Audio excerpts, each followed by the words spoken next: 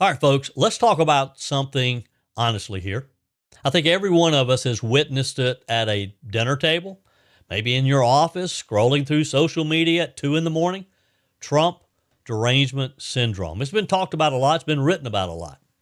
Now, before the text messages start flying in, I didn't invent the term, and neither did the Trump campaign. It comes up today because psychotherapist Jonathan Alpert, a guy who works with real patients every week in New York and Washington, D.C., wrote a column in the Wall Street Journal titled, "Is Trump Derangement Syndrome Real?" And he did some studies. He talked with some of his patients about it. He wasn't trying to mock anybody. He wasn't even trying to diagnose a disease. He was describing something that he sees over and over, he said, over and over again in his therapy practice. And let me tell you, his inbox blew up in a way that practically proved the point. So let me walk you through what he found. Alpert says that he's seeing this obsessively political behavior, his words, where one political figure becomes the center of intrusive thoughts, anxiety, sleepless nights, irritability, and yes, constant monitoring. Not just, I don't like this politician. We're talking can't enjoy a vacation because, as one woman told him, it felt wrong to relax while Trump was still out there. Now, look, I didn't like Joe Biden, but I got to tell you, I didn't lose any sleep because Joe Biden was in the White House. I was concerned. Yes, maybe I worried a little, but I certainly didn't let it affect my life. These people, pun intended, are nuts. This guy says he sees couples fighting, marriages strained, friendships blowing up simply because someone says the name Donald Trump. Not even talking about a policy, not even trying to get into a political debate, just saying the name, President Donald Trump. He said many people now operate in the world through this lens of political panic, constantly bracing for the next headline, the next tweet, the next breaking news alert. In other words, their anxiety has outgrown politics. And then, as the article goes live, Alpert publishes this calm, reasonable op-ed, and the reaction online, hold on, folks. Clinical, he said, predictable, instantaneous. People didn't respond to his explanation. They reacted to the term TDS. He describes the response as emotional, impulsive, catastrophic even. Exactly the behavior he had just written about. Some accused him of defending a fascist. One self-identified therapist, yes, another therapist in his line of work, said he must be a pedophile. Several people wished him dead. Think about that. Someone sees an article about emotional overreaction, and what's their response?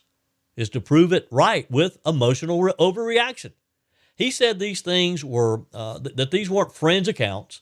These were people who publicly described themselves as compassionate, trauma-informed, dedicated to mental health. Yet one calm op-ed triggered outrage that validated the very symptoms that he was worried about. 2 days later, he goes on Fox News. Normal conversation, nothing heated. And once the clip hit social media, he said, boom, the rage machine fired up, context stripped away. He said people reacted to headlines that they didn't even watch the clip. Exactly what he warned about. Feelings first, reflection second, if ever at all. Alpert says the backlash showed him something very important. When disagreement is treated as cruelty, when discomfort is treated as danger, we're not talking about politics anymore. We're talking about emotional dysfunction. And he's right. We've got educated adults cutting off family members because they voted the wrong way. We have couples avoiding Thanksgiving because a relative supports Donald Trump. That's not civic engagement. That's emotional fragility dressed up as activism. Now, the real problem, it's not Trump. It's us. Alpert said something that really stuck with me. He said therapy, real therapy, used to help people regulate their emotions, challenge distorted thinking, and build resilience. Now, those same therapy buzzwords have spilled into politics, and they're being used to justify impulsive outrage. Everything is harm. Disagreement is violence. Hearing an opinion you don't like means the other person must be evil or mentally ill.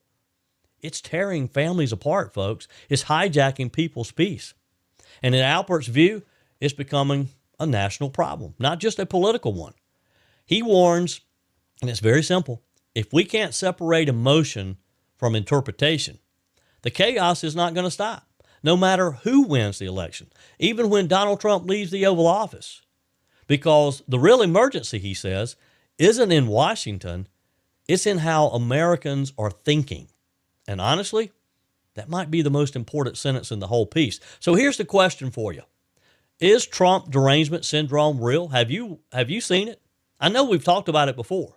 Is this emotional obsession a sign of something deeper happening in our culture, do you think? Are we losing the ability to have normal disagreements without just melting down? I want to hear from you because Alpert's story has touched a nerve. Not because of Trump alone, but because it reveals something about where we are as a country. If one politician can dominate your emotions to the point that you can't sleep, that you can't enjoy your family, you can't tolerate your uncle at Thanksgiving, maybe the problem isn't the politician. Maybe it's the temperature of our politics and the emotional fragility too many people have been trained to accept. Text me your thoughts. I'd love to hear from you. 864-477-JOEY. 864-477-5639. Is the outrage real? Have you seen this in your own life, friends, coworkers, maybe even family? You know the number. Love to hear from you. Text me, email me, joey@joeyhudson.com. If you found this breakdown helpful, please hit the like button, drop a comment below, email me, joey@joeyhudson.com, and make sure to subscribe to the channel for more clear, no-spin breaking news and commentary. I'm Joey Hudson. Thanks for watching. I'll see you next time.